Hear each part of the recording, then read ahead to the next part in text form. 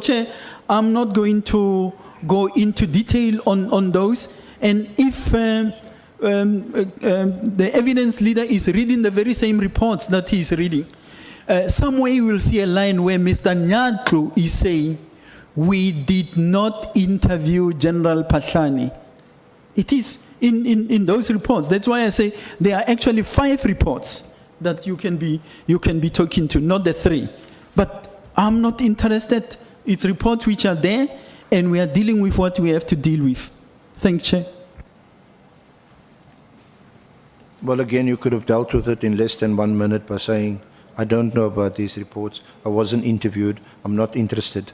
But you engage with it, and you clearly indicate that you know more than what you suggest.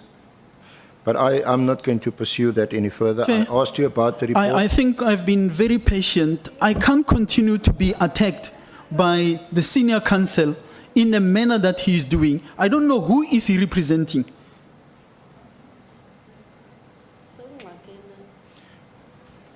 I'm not representing anybody. I am putting... You are representing Robert McBride, and you are representing the cabal that you are party to.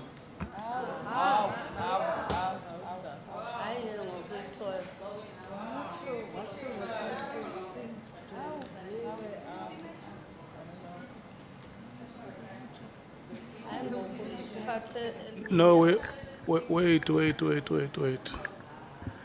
Sure. Wait. No. Put your hands down.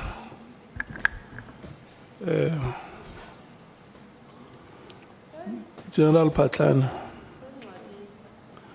did you mean to say the things that you are saying? Sir, it was not by mistake. I will repeat. Because of what has been happening, this is not where he started. And I know why he's going on like this. I'm keeping it to myself, wanting to assist the committee so that we can go through this. But it is very clear that I'm not before the committee, I'm before council and those who have got interest. This senior counsel is doing the work on behalf of the committee. And the integrity of this process has to be defended. And there are matters that you have raised with us, your reservations. And maybe you might have reached a stage where you lost your cool. But did you really intend to make such statements?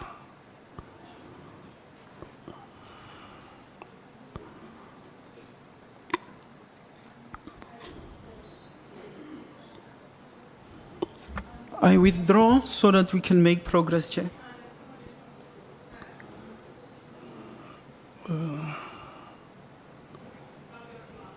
Okay. The statement is withdrawn. Is there anything you wanted to say, Senior Counsel?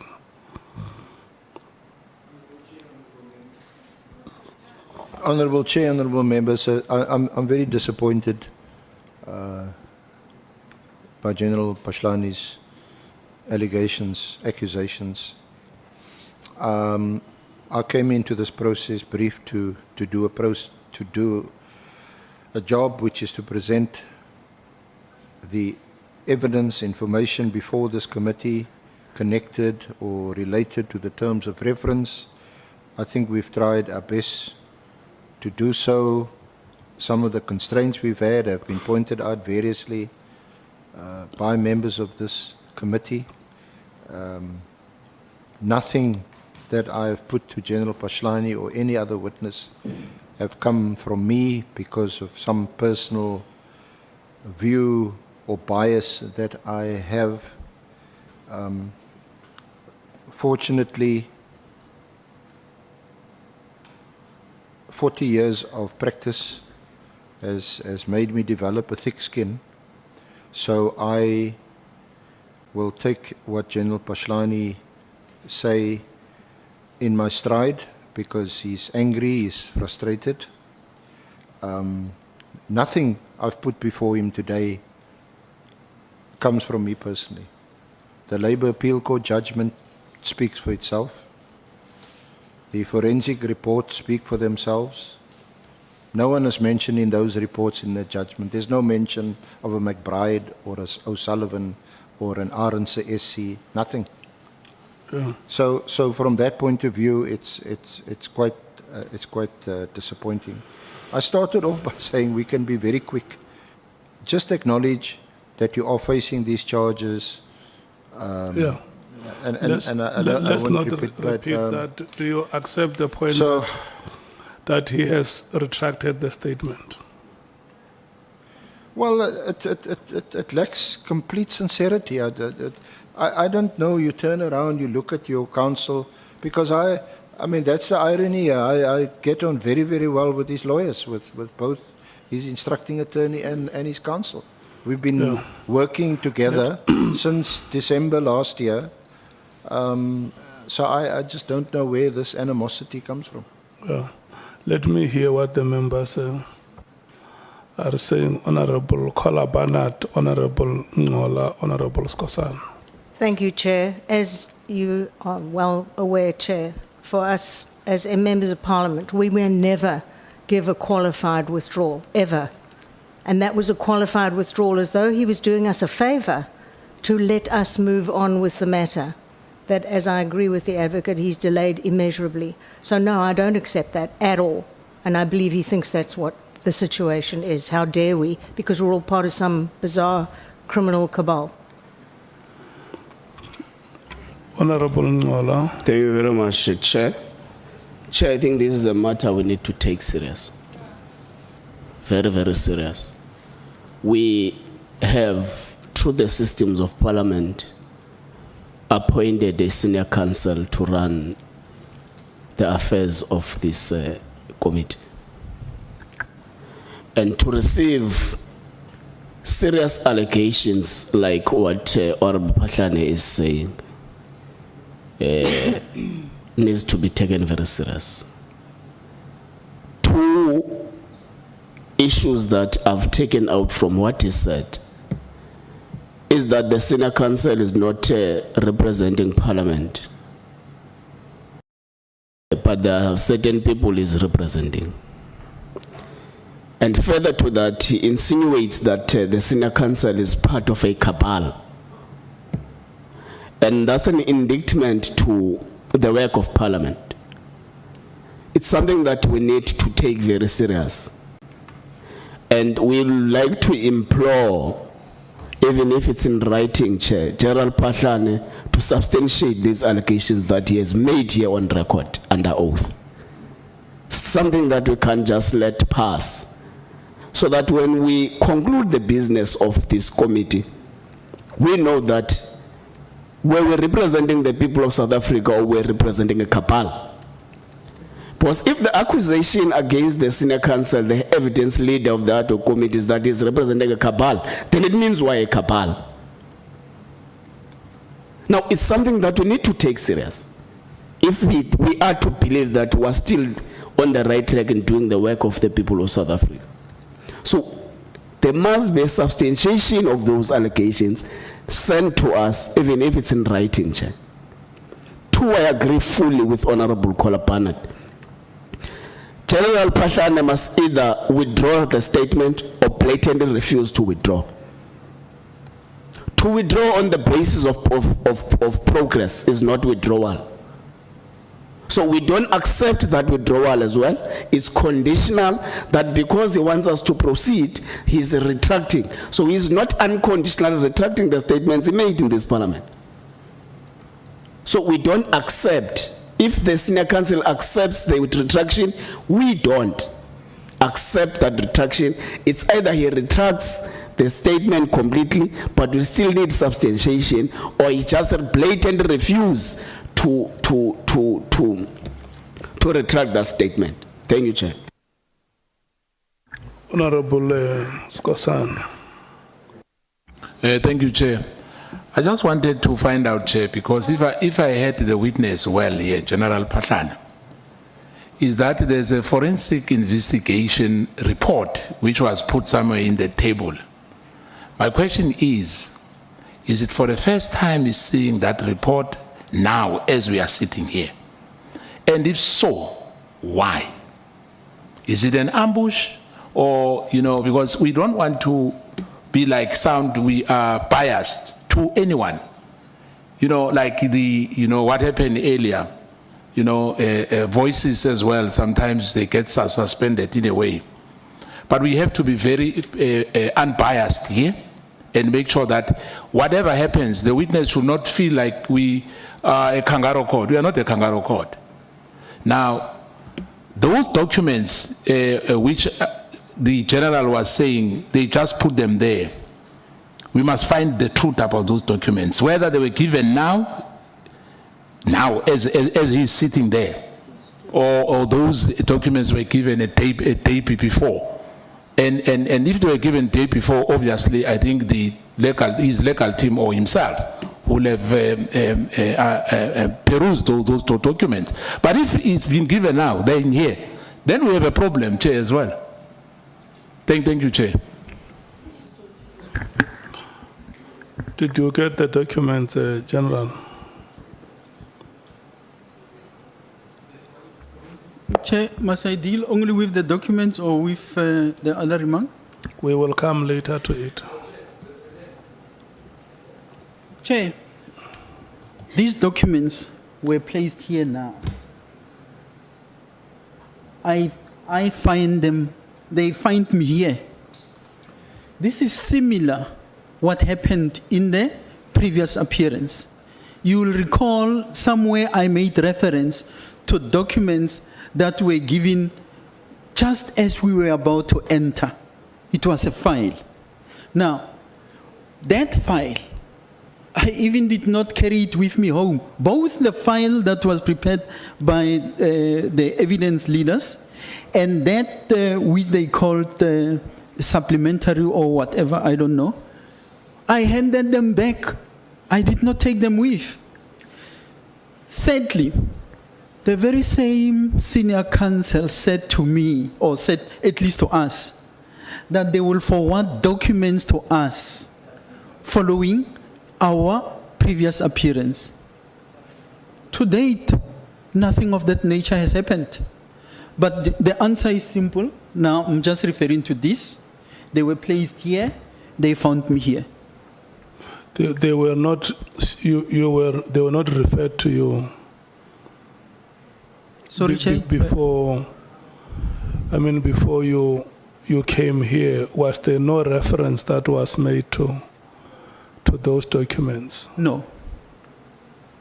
So you say that when we greeted you this afternoon, you did not know that documents like those were going to feature in these proceedings. Chair, when you greeted me, these documents were not here. She actually came. She was going around placing documents while I was busy dealing with things, and she placed them here. So they came in the middle of the session. I did not have them when I sat here, or at least when we started. Okay. Just as regards the forensic reports, they were in the exhibit bundle when General Phahlane last appeared. When was it? On the 16th of January.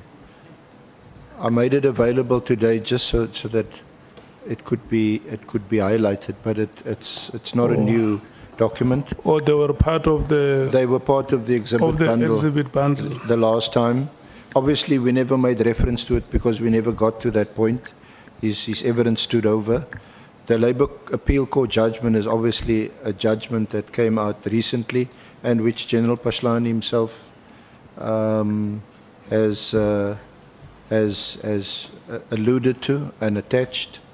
The charge sheets in the Specialized Commercial Crime Court and the High Court of Gauteng that I sent to my colleague, Advocate Simanga, in a WhatsApp, both charges.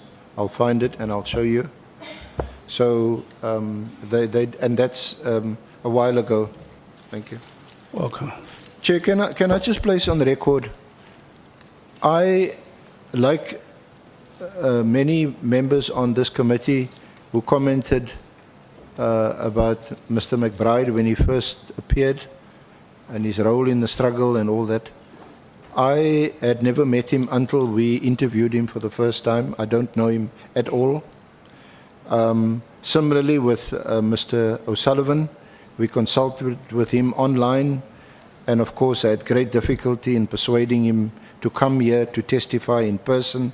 And when he came here in person, when you saw him for the first time, that is when I saw him for the first time.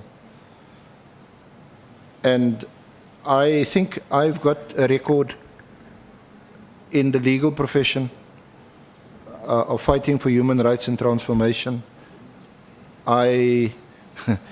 If I were dead, I'd be turning in my grave to hear that I'm in a cabal with Paul O'Sullivan. So it's just outrageous to make those comments, and I'm just disappointed in General Phahlane, who should know We're better. still coming to that point. Honorable Nombal, welcome, Honorable Slepe, and Honorable Temba. Oh, thank you so much, Honorable Temba. Welcome. Honorable Nombal. Yeah, no, thank you very much. Chair, we've been observing from day one when General Phahlane appeared before this committee. Well, I'm not encouraging the remarks he has made. I think they are unfortunate. And when a witness has withdrawn unconditionally, maybe the only thing he needs to do is to correct the statement he has made. He must withdraw unconditionally. But when he has withdrawn unconditionally, there is no need for us to take the matter further, because you have already played a responsibility as a chair of guiding a witness to say, this is unfortunate, we are giving you an opportunity to withdraw. Witnesses always make mistakes because that seat is very hot, Chair. Out of frustration and anger, they commit mistakes. So there is absolutely no need, unless he insists that what he is saying, what he has just said is his position, and he's insisting is not going to change. Then we can take it further. But to pursue it after he has withdrawn, I think, Chair, that would be unfortunate. And lastly, Chair, because we don't want to be accused of having been part of a process which was not partial and which was not objective. If the witness is in possession of an information which suggests that the proposition that he has made against the senior counsel, he must be given an opportunity to voluntarily tender that information before the committee, so that we do not sit with a person here who does not enjoy his right as a witness on the basis that the evidence is being led by a person who has a predetermined position. So I think we must afford him that opportunity, because if really what he's saying is anything to go by, the senior counsel was supposed to recuse himself from the word go. So I'm saying let's not be too harsh to the witness, Chairperson. I think what he has said it out of frustration and anger. He must just correct the statement he has made. He must withdraw unconditionally. He must not say for the sake of progress. Thank you. General Phahlane. Chair, I No, unconditional. maybe before you say what you want to say, let me hear Honorable Matthys. You think you can leave EFF and continue? Thank you, Chair. Chair, it must be noted here that it appears that our response as members of Parliament to witnesses is not equal. We don't have the same energy that we've had. For example, just now, there are some members here in this Parliament, some of them were even witnesses, did not even have a reaction to that Paul O'Sullivan the whole time he's been disrespecting us. Then there are some members here that did not have this heightened sense of justice with Paul O'Sullivan. And then here we are. It's not the first time that even us as members of parliament have had to call out the evidence leader. And I think the approach that we should have taken rather, outside of calling out our witness, was also to reassure the witness that ultimately it's not the evidence leader that is going to make findings. It's going to be us as members of parliament. But we cannot just protect the evidence leaders on all account when we ourselves have many times have had to ask him or have had to intervene on how he's been interviewing witnesses. It's not the first time that that has happened. So for us to just come out guns blazing in protection of something that we've experienced, and if we go back to the records, we can see that it's not right. So let's also be fair to our witnesses. Yes, he must withdraw, Mr. Phahlane must withdraw, but we must not do it on an unfair basis, and we must have the same energy with everybody here, because we're also exposing our side when we are not consistent on how we address members. Thank you, Chair. Mokhalaka. No, thanks, Chair. I think Honorable Mates is right. I've raised this frustration before, and I'm not a witness before you. I'm a member. But the way the evidence leader has been going on, I'm trying to even make sense of which evidence is he leading, real. I'm confused sitting here. So you can understand for a witness to be, if I'm confused, what's happening to a witness? So he said wrong things out of what we are all experiencing for 2 hours. And he's being told to respond in a minute. A remark that has been made for 10 minutes. In a minute, he must respond to it. And there is no in-between that tries to save the witness.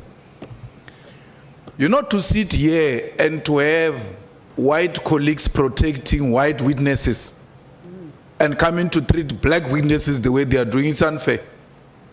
It's not like we're not observing it. Even when they are correct, we're unable to support them because they didn't have the same energy when a white witness was before us here. We shouldn't do that. The witness is frustrated. He has withdrawn. He made a qualifying withdrawal. We're saying he must withdraw unconditionally, which he's going to do. But please, let's not act as if we are all comfortable with the evidence leader. I mean, when it comes to General Phahlane, he has been taking a completely different approach. I don't know what is his interest really.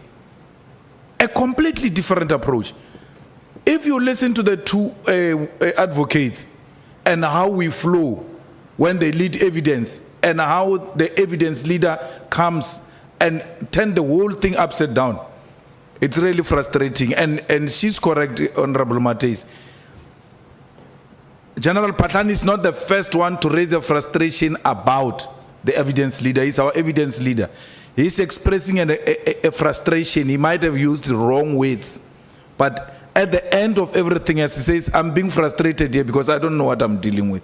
So we are appealing that a withdrawal must be made unconditionally. And that General Phahlane is too senior to know that he must have the necessary temperament when he deals with matters of this nature. That at times you will be provoked to stretch your limit so that you can be projected as an unreasonable person. And at that level, at all material times, you act with restraint. And that's what we expected of a general. Thanks, Chair.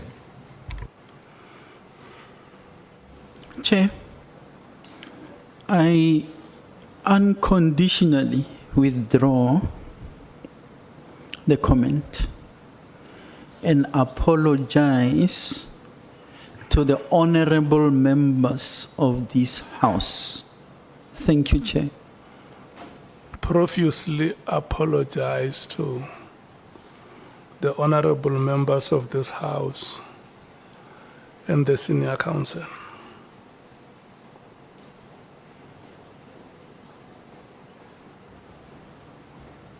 I unconditionally withdraw and apologize to the honorable members of this committee and the evidence leader. Thank you so much, General Phahlane. We are